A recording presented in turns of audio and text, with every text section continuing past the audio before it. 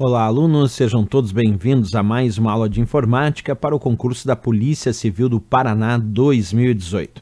Nessa aula nós vamos continuar falando ainda sobre o sistema operacional Linux e as suas implicações no que tange a software livre. E agora nós vamos falar o porquê que a licença que o Linux utiliza é considerada tecnicamente uma licença copyleft.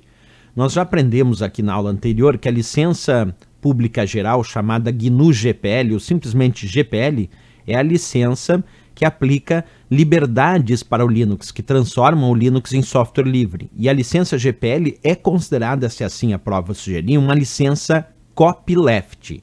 Mas alguém pode perguntar o que significa isso. Então vamos lá. Copyleft é o termo que indica tipos variados de licença que permitem liberdade de utilização, difusão e modificação de uma obra criativa, exigindo que as mesmas liberdades sejam mantidas nas versões modificadas. A licença GPL, a licença pública geral que o Linux utiliza, é então uma licença copyleft. Por quê?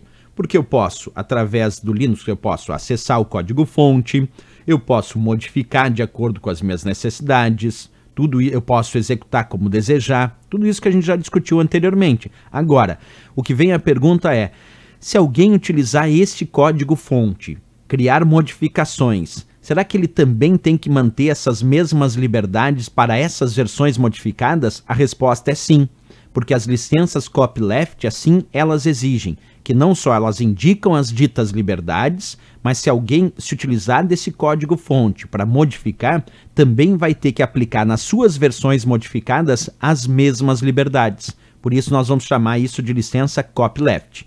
Como os exemplos de licença copyleft no mercado, que eu diria mais emblemáticos, está a GPL, que é a licença pública geral utilizada pelas distribuições Linux de uma forma geral, mas tem outras como a Lesser Public License, que é a LGPL, a MPL, que é a Mozilla Public License, que é a licença pública da Fundação Mozilla, que tem no Mozilla Firefox, que tem no Mozilla Thunderbird. Então é muito importante que a gente entre na prova sabendo o significado de copyleft, certo? Bem, um outro ponto importante aqui, quando a gente fala dessa licença GPL, é sempre muito importante falar da Free Software Foundation, a Fundação para o Software Livre, que é uma organização sem fins lucrativos que defende os direitos de utilização de software livre e que defende muito a utilização destas licenças chamadas copyleft. Lembrando que a FCF diz que software livre eles chamam porque a ideia é que o software é livre, o usuário é livre. Observa, chamamos de software livre porque o usuário é livre. Mas como assim software livre, o usuário é livre, o software também é livre? Vou entender melhor um pouquinho. A ideia das licenças copyleft são as ideias que dão liberdade principalmente para que o usuário utilize aquele software com mais liberdades. Que ele tenha liberdade de utilizar como desejar, que ele tenha liberdade de acessar o código-fonte para estudar, que ele tenha liberdade de modificar adaptando às suas necessidades, que ele tenha liberdade de redistribuir versões modificadas para toda a comunidade.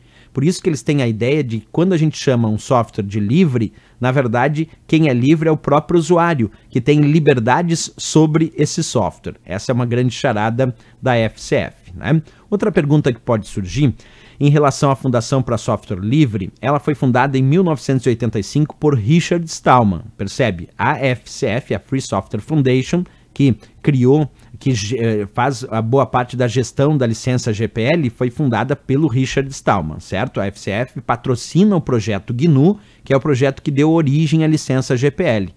Então, ela patrocina o projeto GNU em um esforço contínuo para fornecer um sistema operacional completo licenciado como software livre. Então, o projeto GNU é um sistema operacional que é software livre, isto é, que ele respeita todas as liberdades indicadas pelo usuário.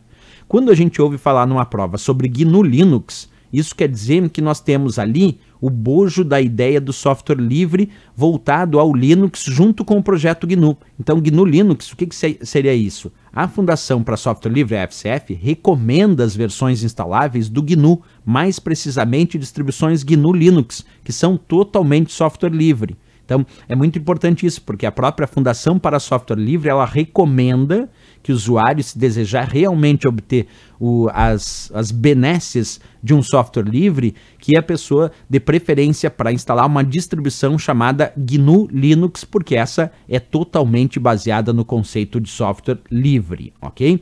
Já o Linux, por sua vez, só o Linux por essência, ele é na verdade um termo utilizado para os sistemas operacionais que utilizam o kernel do Linux, que utilizam o núcleo do Linux. Então o núcleo é o kernel. Então Linux é um núcleo, é um kernel para sistemas operacionais baseados no conceito de software livre. E já o Linux, ele foi criado inicialmente em 1991 pelo Linus Torvalds. Foi ele quem criou e desenvolveu o núcleo inicial do Linux, quer dizer, o kernel inicial do Linux. E até hoje é interessante saber que essa ideia de dizer que eu tenho um sistema operacional Linux é sempre a ideia de dizer que eu tenho um sistema operacional mais completo, portanto eu vou chamar de distribuição Linux, porque usa o kernel do Linux, que é o núcleo do sistema operacional, e o shell com outras ferramentas e outros recursos. Então uma distribuição Linux é um sistema operacional incluindo o kernel do Linux, que é o núcleo, e outros softwares de aplicação formando um conjunto maior.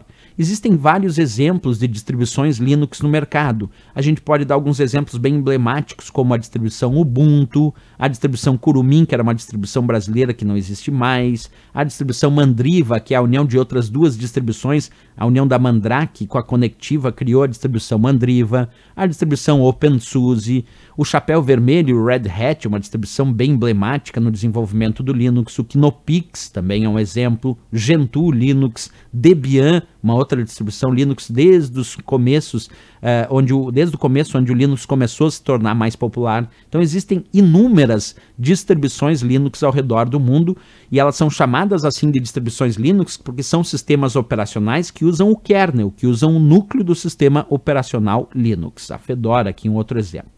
Certo, pessoal? Era isso então. Se gostou do nosso vídeo, marca gostei e eu espero vocês, claro, na outra aula. Lembrando a todos que não esqueçam de se inscrever no canal e também ativar aquele sininho que aparece ali, porque quando vocês ativam o sino, vocês recebem notificações das nossas novas publicações. É muito importante isso, certo? Valeu então, pessoal. Até a próxima aula. Grande abraço e bons estudos.